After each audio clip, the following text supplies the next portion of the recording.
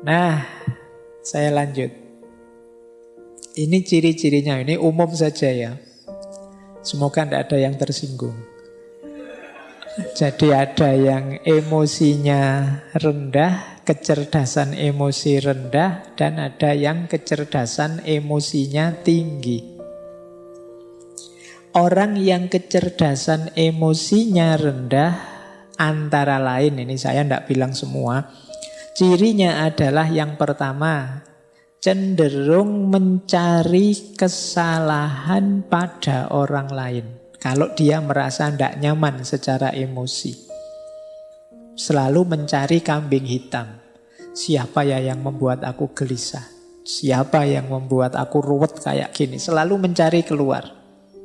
Nah, ini ciri-ciri emosinya rendah. Paling tidak dia membiarkan dirinya disulitkan, direpotkan, digelisahkan oleh orang lain. Berarti dia tidak mampu mengontrol dirinya. Seperti kemarin-kemarin kan sering kita bilang bahwa kamu itu sakit hati atau tidak tergantung dirimu, tidak tergantung orang lain. Kalau ada orang lain kok bisa membuatmu segelisah itu, ya salahmu sendiri, kamu mau digelisahkan oleh dia. Nah, jadi cenderung menyalahkan orang lain. Yang kedua, tidak mampu mengungkapkan perasaan. Seneng tapi tidak berani mengungkapkan bahwa aku suka. Benci tapi takut mau bilang aku tidak suka. Ini daya kontrol emosi kita tidak bagus. Tidak cerdas mengungkapkan apa yang kita rasakan. Pak, saya tidak nyaman loh Pak ngaji kayak gini ini, tapi saya tidak berani ngomong lah. Nanti kalau saya ngomong diketawain orang semasjid ini misalnya. Itu ada sering kita itu dilanda kendala untuk mengungkapkan apa yang kita rasakan. Ya kita sulit milih ekspresi yang pas, diksi yang sesuai, yang tidak menyakiti orang seperti apa. Itu kita sulit milih. Ini berarti kemungkinan memang daya kecerdasan emosi kita perlu ditingkatkan lagi. Yang ketiga, suka menyerang, menginterupsi, mengkritik, memberi cap orang lain. Nah, agresif ke orang lain. Nah, ini ciri-ciri kecerdasan emosinya kurang tinggi. Saya mau bilang rendah kok sungkan. Jadi ya jangan suka nyerang orang lain. Ini alamat apa? Dia kesulitan untuk berempati atau memahami atau mengerti perspektif yang diambil orang lain. Jadi dia hanya merasa satu-satunya yang benar ya versiku. Akhirnya yang lain dianggap salah semua, dikritiki, diserang terus yang lain. Nah, ini kemampuan kelola emosinya rendah. Yang keempat, suka memberi analisis rasional berlebihan menanggapi ungkapan perasaan orang lain. Nah, ada enggak teman-teman yang punya teman ketika kita sedikit curhat padanya, kita curhat 3 detik, dia nasihatnya setengah jam. Ya. Aku itu loh kok perasaanku enggak nyaman ya. Wah, terus kita nasihati, ya hidup itu memang begitu, ada teori ini ada. Iya. Jadi itu sebenarnya ya termasuk ciri-ciri belum matang emosinya. Masih ingin mendominasi, masih ingin menguasai, masih ingin orang lain harus ikut dia. Nah, terlalu banyak ingin ngontrol. Berarti dia ingin memposisikan diri lebih tinggi dari temannya, dari sahabatnya. Nah, termasuk ciri emosi yang rendah adalah sering bohong tentang perasaannya atau emotional dishonesty. Ini sama seperti tadi. Kalau tadi tidak mampu mengungkapkan, kalau ini bohong. Mungkin demi citra, mungkin demi orang lain senang, mungkin demi macam-macam. Tapi intinya dia bohong. Padahal itu merugikan dirinya, bisa juga merugikan orang lain. Karena orang lain jadi sulit memposisikan diri di hadapan kita. Suka enggak kamu kalau saya gayanya begini? Sebenarnya enggak suka, tapi bilang, wah suka sekali saya Pak. Meskipun nanti kalau saya enggak ada, diam-diam, itu loh Pak Faiz ngomong apa sejak tadi misalnya. Nah, ini namanya emotional dishonesty. Jadi ketidakjujuran emosional. Ini kalau orang-orang dekat kita, kalau kita tahu mereka enggak jujur kan menyakitkan. Jadi tidak hanya merugikan diri sendiri, tapi merugikan orang lain juga. Karena kita jadi sulit memposisikan diri di hadapan dia, wong dia tidak jujur. Jadi seneng tapi bilangnya benci, benci tapi bilangnya seneng, itu kan merepotkan. Jadi ya mbok kalau seneng bilang saja seneng, meskipun saya seneng sih, tapi ya kamu tidak usah terbebani lah, wong cuma saya saja, kok kan tidak masalah. Yang penting kamu jujur. Nah, biasanya juga orang yang emotional quotientnya rendah itu adalah pendengar yang jelek. Tidak betah dia mendengarkan, suka interupsi, suka debat. Tidak mampu menunggu orang sampai tuntas bicara. Di tengah jalan selalu menyela. Nah, ini kemampuan kontrol dirinya rendah. Mungkin kadang kalau debat itu kan sering saling nyamber itu. Mungkin dia khawatir kalau ini teman lawan bicaraku selesai ngomong, jangan-jangan sulit aku bantahnya. Akhirnya dicegati tengah jalan. Nah, ini pendengar yang jelek. Berarti debatnya memang nyari menang kalah, bukan mencari yang benar. Maka yuk latihan. Terus melebih-lebihkan atau mengecil-ngecilkan yang dirasakan. Kan banyak orang itu hal kecil diheboh-hebohkan. Perasaannya sendiri yang biasa saja sebenarnya itu urusan sepele, tapi seolah-olah wah, sekedar misalnya, wah aku kok enggak kebagian minum ya, wah jangan-jangan takmirnya sentimen saya. Jangan-jangan dibesar-besarkan. Ini mungkin dia khawatir tersaingi oleh aku mungkin. Dia khawatir mikirnya enggak karu-karuan, melebih-lebihkan. Jadi mendramatisir hal-hal yang sebenarnya biasa-biasa saja. Baik, terus tidak peka terhadap perasaannya orang lain. Jadi orang seperti apa dia tidak peka. Jadi ngertinya ya perasaanku saja. Dia marah-marah kalau orang tidak mengerti dirinya, tapi dia tidak mau mengerti orang lain. Kemudian sering merasa insecure, tidak aman, sukar menerima kesalahan diri sendiri dan berat kalau mau minta maaf.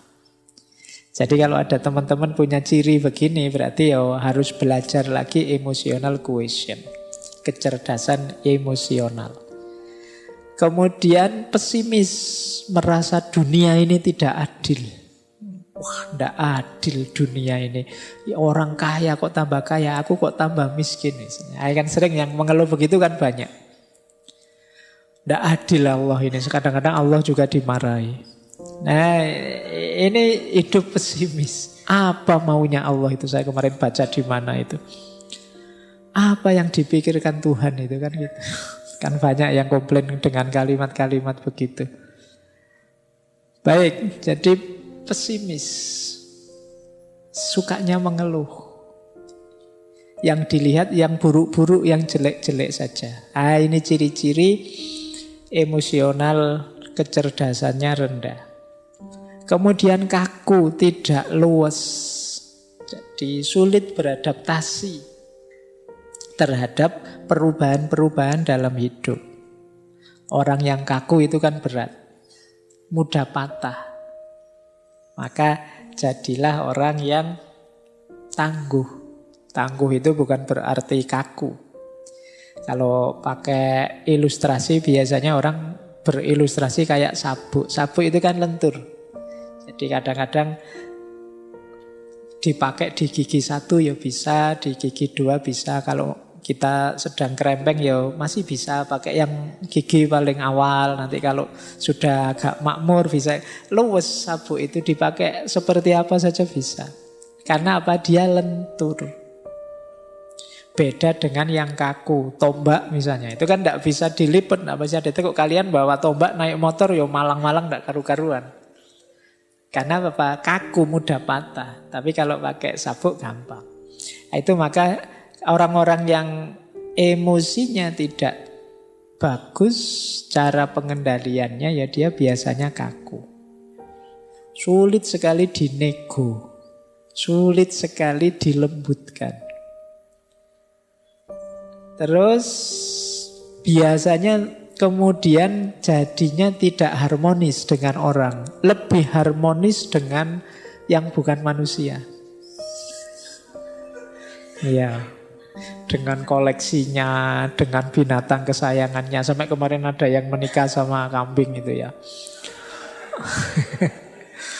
Mungkin dia sudah putus asa dengan manusia, itu dia.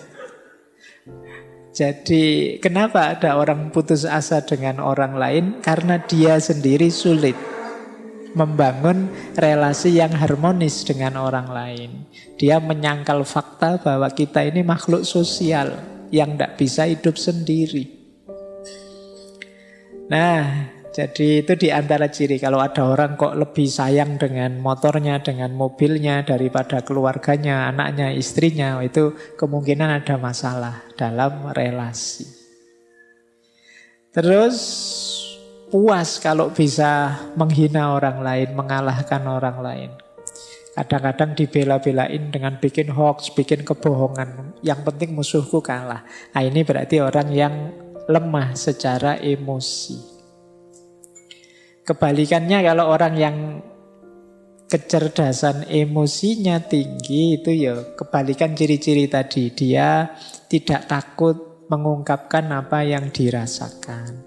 Kalau iya bilang iya, kalau tidak bilang tidak. Kemudian tidak didominasi oleh perasaannya. Orang bisa takut manusiawi tapi jangan didominasi oleh rasa takut. Orang bisa kecewa, ya wong manusiawi, tapi ya jangan terus hidupmu hancur gara-gara satu kekecewaan kecil. Jadi tidak didominasi oleh perasaan. Kemudian mampu membaca isyarat-isyarat, tidak hanya kata-kata. Ini hubungannya dengan kepekaan tadi. Misalnya sudah jam 10 ngaji tidak selesai-selesai, yang di sana menguap, yang di sini menguap, tapi saya ngomongnya asik saja, tidak peduli. Itu padahal di sana sudah isyarat itu kan, menguap itu ngantuk. Nah, membaca bahasa nonverbal ini salah satu ciri kecerdasan emosi. Itu nanti kayak orang ceramah, tidak selesai-selesai jamaahnya sampai mulet-mulet dia ngomong terus. Sampai dikode gini-gini juga tidak paham. Materinya malah ditambah. Al-waktu kas-saif. Waktu memang penting. Ini sudah diminta selesai, tidak paham. Ini komunikasi nonverbal namanya. Ciri orang yang cerdas emosi. Kadang-kadang dikedipin sekali saja paham. Itu cerdas. Kita mengangguk atau menggeleng sebentar dia paham. Itu cerdas secara emosi. Banyak orang yang tidak peka dengan yang begitu-begitu. Nah, kemudian orang yang cerdas emosi itu melakukan segala sesuatu karena dirinya sendiri. Tidak tergantung atau mudah terpengaruh oleh segala yang di luar dirinya. Jadi dia bisa memotivasi dirinya. Hari ini kan banyak orang untuk motivasi saja mahal-mahal ngundang motivator. Biar saya tidak males, Pak. Oh, tidak males saja kok males. Tinggal kamu tidak males kan selesai. Tapi kan kita menghabiskan biaya banyak untuk memotivasi diri kita. Loh, orang yang cerdas emosi itu mampu memotivasi dirinya. Kemudian kebalikannya orang yang rendah emosinya, dia optimis, orang yang cerdas emosi itu. Kemudian nyaman kalau membicarakan perasaannya, tidak malu-malu. Kemudian tidak kalah oleh emosinya seperti tadi. Nah, mampu merenungi dirinya, mampu muhasabah kalau bahasa agama. Oh iya ya, apa pas ya saya emosi saya seperti tadi misalnya. Harusnya aku lebih agresif sedikit sehingga anak-anak ini tidak ngantuk misalnya. Itu merenung. Karena saya bilang tadi emosi kita itu bukan harga mati. Tidak seperti IQ. Jadi tergantung kita ingin dibentuk seperti apa. Nah, kemudian ada ketahanan emosi, tangguh.